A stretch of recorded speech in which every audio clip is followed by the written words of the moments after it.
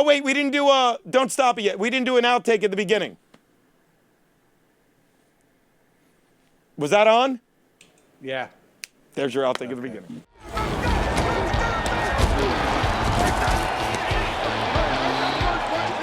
Play action fakes into pass end zone. Yes, touchdown.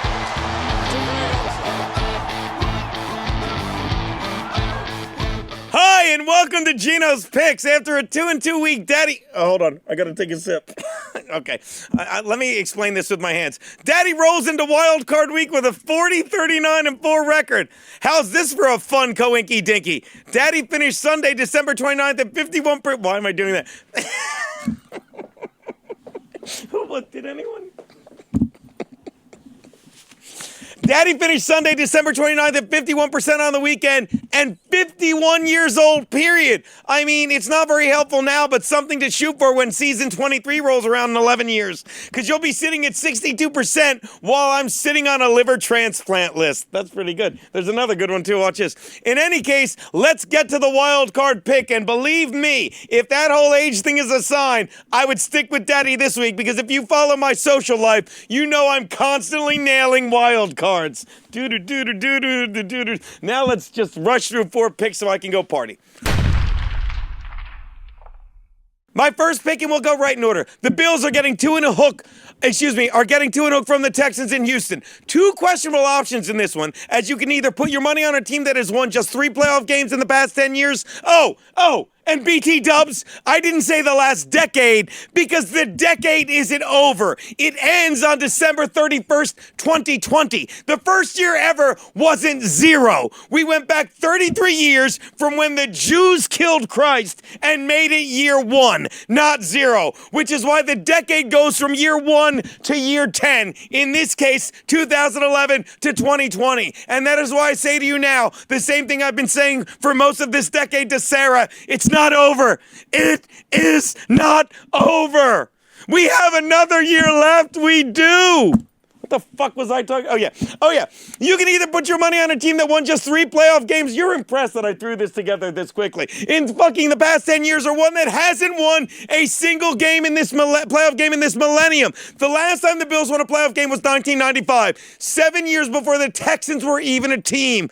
But here's the thing. Since then, the Bills have lost 5 playoff games, including last year when they made their first trip back since the Music City Miracle. Well, let me tell you this. 1, don't expect any miracles in this game, and by that I mean 2 things. 1, this is a pair of QBs in Deshaun Watson and Josh Allen who are exactly the same, but completely different. They're exactly the same in that they both play smart football, and I love them both. But Watson does it as a dynamic playmaker, while Allen wins games with a strong arm and even better game management. But another miracle that isn't happening is anyone that's sitting there with their back pocket saying, J.J. Watt is rushing back to play this game, and he won't be 100%. He did the same thing in 2015. This is good. When he rushed back from a groin injury and a wild card loss to the Chiefs, when just like people like me who bet the Chiefs, he was left holding his dick in his hand. What?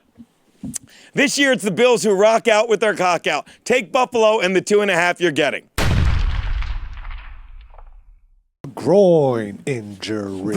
Groin injury. We're not telling you what that's from, but it's classic TV. Okay, it's cheers. My next pick, the Patriots are giving 4 and a hook to the Titans in New England. The Patriots are playing on Wild Card weekend for the first time since 2009. And while they have won 3 of their 6 Super Bowls since then, they have never won a single one of those Super Bowls when they played on Wild Card weekend. So bet the trend, right? Yeah. But for me, that trend is the fact the Pats are 2-1 in those Wild Card games and have outscored opponents by an average score of 26-17. Don't be surprised if this final is 27-17. And before you say, the Titans have the number 3 offense in the league since Ryan Tannehill took over. They have. And that is the number 1 reason I love the Pats. Their defense may have had a hiccup against the Dolphins last week, but the Dolphins had an advantage against the Pats in that one. They didn't have their usual quarterback in the past 5 years. That's Ryan Tannehill, who the Patriots know like the back of their hand, which is what they will be beating Tennessee with repeatedly on Sunday. And by the way, if you take away last Sunday's win over A.J. McCarron and the Texans, the last time they won a game against a winning team this year was never Not fucking once ever. They beat the Jags twice. They beat the fucking Colts twice. Somehow they beat the Chargers. Even more frightening, the Titans were the last team to lose to the Panthers. You can do what you want with your money, but an angry Patriot team is about to take out all of their anger on Ryan Tannehill this Saturday, while I'll be in Vineland, New Jersey at Marigny Savoy, hosting the annual Jersey Fresh comedy show, proceeds of which will go to Chris Cotton, who's dead because he was fat. Take the Pats and the 4.5. Lay the 4.5.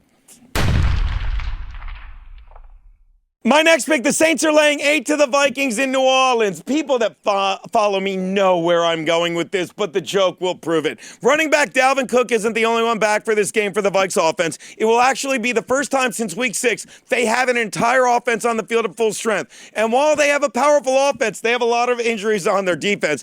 That offense is led by Kirk Cousins, who is powerful awful, to quote Mark Twain's Huck Finn. Let's pause and let everyone who's ahead of the game know where this is going. Okay.